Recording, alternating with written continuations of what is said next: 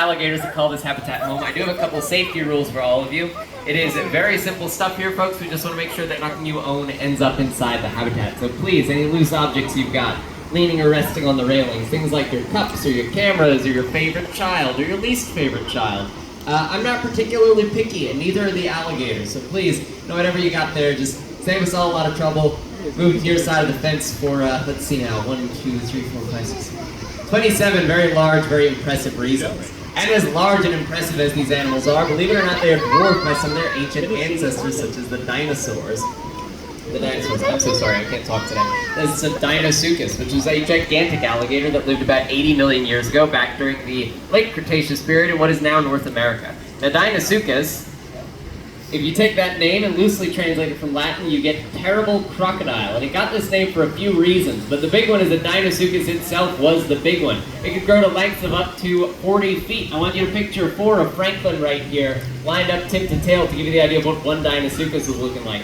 And an animal that large eats some pretty darn big foods. Might be familiar with another group of large reptiles roaming North America 80 million years ago, the dinosaurs. And we have an abundance of evidence to suggest the Deinosuchus was snacking on them pretty regularly. Of course, neither Deinosuchus nor the dinosaurs made it to the current day, but Deinosuchus' descendants did, and they've retained a lot of the same physical features as their ancestors. But I don't want you to look at these animals and think of them as being primitive. The words that should be coming into your head should be perfected, refined, not only in their bodies, but in their brains. An alligator is a very intelligent animal. They've got a true cerebral cortex, just like you and I. That's the part of the brain responsible for things like higher thought, learning, problem solving, things of that nature. And as a result, we can do some pretty advanced things with them, including training. Now look, I'll be the first to tell you that training an alligator is not like training a dog or a cat. If the 500+ pound reptile doesn't want to play ball with you, there's really only so much we can do about that. But if they are in the right mood, let's see, now Crazy here can be a little tricky, but if they are in the right mood, I can say, Crazy, can you open up for me? Oh, no, and he can do his weird little sideways move that he's inclined to do. We'll try it one more time, bud, and then we might try Palmer over here. Well, actually, Palmer, you want to play ball? No, Palmer's another one who can be a little bit cagey. Crazy? What are you thinking, bud? He's a good boy. He just gets very excited. And get him to open up and give him a little reward for his trouble. Now, having an alligator approach me, open his mouth, do things like that, 9 times out of 10, this is not a good idea. In this one very specific situation, though, having an alligator do things like that is monumentally useful for us. Because, we are a zoological facility. Veterinary care is something very, very important to us. And as far as getting a medical exam on some of these alligators, we got a couple options for that. I could wrangle up like 5 other keepers and we could get one of these great big alligators up and out of the water, but that's something that'd be very stressful for them, it'd be very stressful for us. Our alternative option is, let's say I want to take a nice close look at an alligator's teeth, tongue, back of their throat. I can simply come on down. Oh, why don't we do? She's been kind of waiting for me. I can just come on down. I can say, Toad, can you open ever so wide for me? And I get a nice look, and she gets a treat. But everybody wins. Having said that, this is not normal. Walking around these animals and getting this close to them, this is not something you'd be able to see in nature. And that's because, believe it or not, an alligator is a very deeply inborn fear of people. If they see us coming, they're going to hightail to the nearest body water and get out of here. They want nothing to do with us. They lose that fear of people by being fed. That is why we always stress to people that, number 1, a zoo alligator is going to be much more dangerous than a wild alligator. And number 2, that is why you should never, ever, ever feed a wild American alligator, because they might start approaching people looking for a handout. Sometimes in the literal sense of the term. I don't have the best throwing arm, folks. I never made it in sports. That's why I'm working here. Let's see. Yeah, but not a lot of our alligators are approaching today. Most of them are just out enjoying. I say that, and I'm jinxing myself. Most of our alligators are just out enjoying this lovely weather. Now, there's a real tendency for guests to come by and look at an alligator on land and say to themselves, look at this lazy zoo animal. He's not doing anything. But believe it or not, these alligators are actively engaging in a behavior that is critical to their health and their well-being. Alligators are reptiles, ectotherms. They rely on their environment for their heating and their cooling. So by sitting out in the sun like this, an alligator like Franklin here, he's powering his heartbeat, his breathing, his metabolism. Every part of his bodily functions is getting charged up just by doing what he's doing right there. While all reptiles do have to do this, basking in the sun, alligators have a bit of additional hardware that makes it more efficient for them. Namely, if you take a look along their their tail, their back, and their neck there, you can see all those little bony bumps and ridges. We call these their osteoderms. That comes from the Greek osteo, bone, and derm, skin. Are you writing this down? This is going to be on the quiz. These osteoderms are exactly what they sound like, little chunks of bone embedded in the surface of the skin that provide a variety of useful services to those alligators. The big one is that they are functionally solar panels. Each osteoderm is jam-packed full of blood vessels. Blood flows into those osteoderms, it gets warmed up by the sun, circulates throughout the rest of the alligator, and warms them up pretty quick so that they can get up and get moving faster than other reptiles. On the topic of alligators getting up and moving more quickly than other reptiles, who here has heard that if you're being chased by an alligator, you need to run in a zigzag because they're just so fast? Yeah, here and there. Yeah. I don't know where this one came from. I'll tell you this, I wouldn't be here this close to these animals if they could run as fast as often advertised. They're just not capable of that, of those speeds on land, due to some, we're all going to learn a little basic physics here today, folks. Let's take a look at an alligator, right? Like, have you ever really, really looked at one of these animals and appreciated it? Let's talk Franklin here. Let's talk my man. He has got 4 stubby little legs on either side of his body. All the fastest animals you know have one factor in common, and that is long legs. Cheetahs, gazelles, things like that. A long leg means each step you take is going to take you a lot further than a short leg would. The legs being on either sides of their body also means that every time they want to get up and walk someplace, they got to do a full body push-up. Now for some of our little females, like Toad over there, who's been smiling this whole show, that's not the biggest request in the world, but for a lot of our males, that can be like a 500. Walker, that's your cue. Walker, are you coming up? He's thinking about it. He's enjoying puddle time right now. Walker, do you want to show off?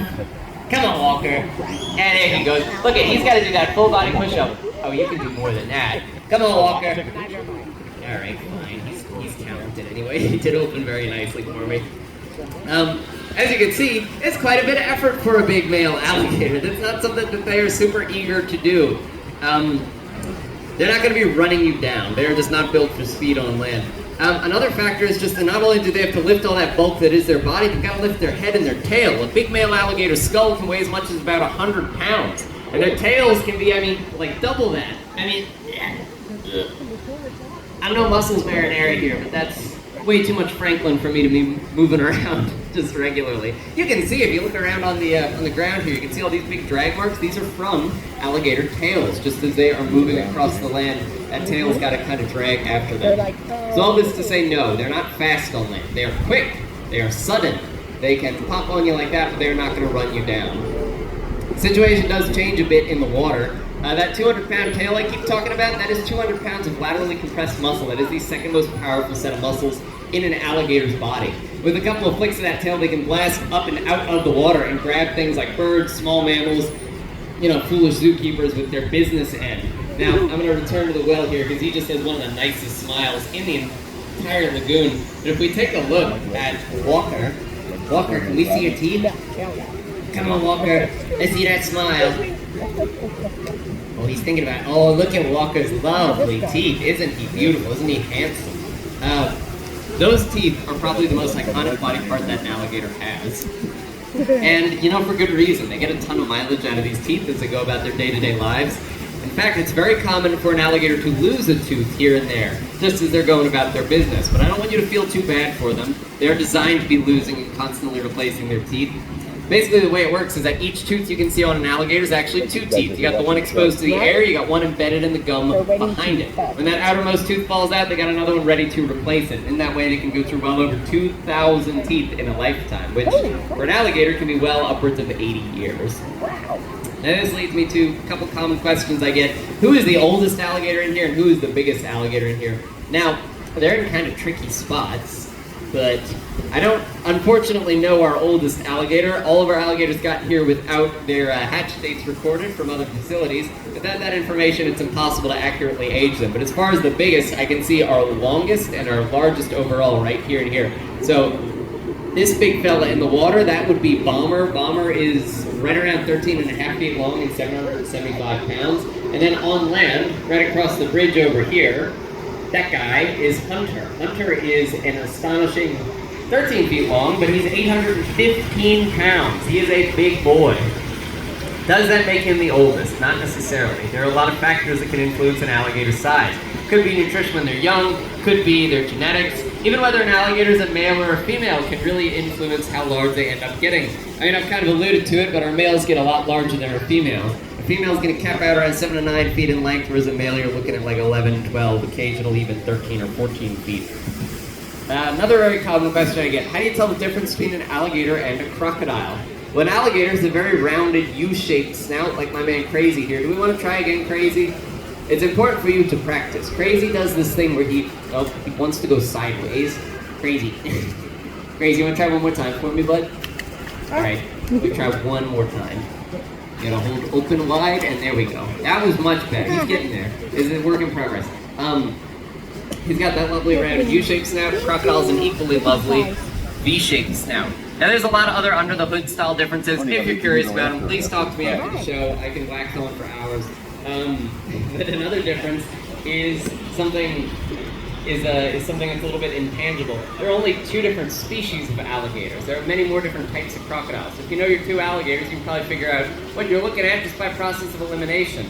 Those 2 alligators are, of course, your American alligators here and your Chinese alligators. Now, if you want to see some Chinese alligators, you can go take a look at them in the land of crocodiles. They are much smaller than this. They cap out around 5 feet in length. The smallest American alligator in here is going to be bigger than the biggest Chinese alligator you'll ever see. Another big difference between the 2 is their populations. Chinese alligators, I'm going to be blunt, they're not doing too hot. They're down to just 200 wild individuals due to habitat loss, overhunting, pollution, laundry list of issues. We are working very hard to make more of them here. Very passionate about conservation and committed to the highest standards of animal care, contributing to the bigger picture of wildlife conservation and education.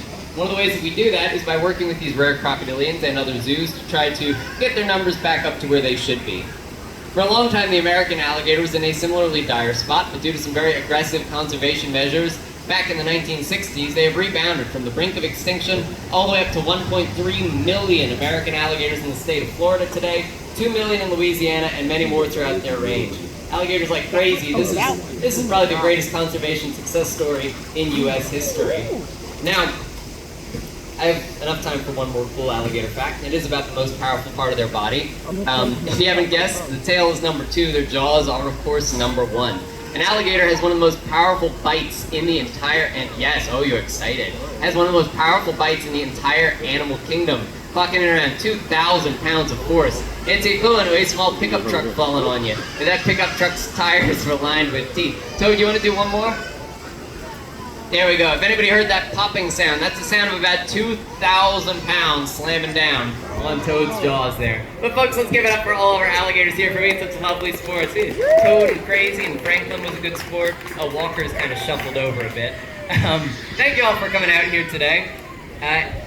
I was talking about an alligator's jaw, of course. They have the second most powerful bite in the animal kingdom. Number 1 would go to the saltwater crocodile. And if you want to see that jaw in action, you've got to make your way over to Maximo and Sydney down this way at noon. That is where our next feeding demonstration is going to be. If anybody has questions for me, I'll be right here to answer. But otherwise, take care and have a great rest of your day at the St. Augustine Alligator Farm. Thank you.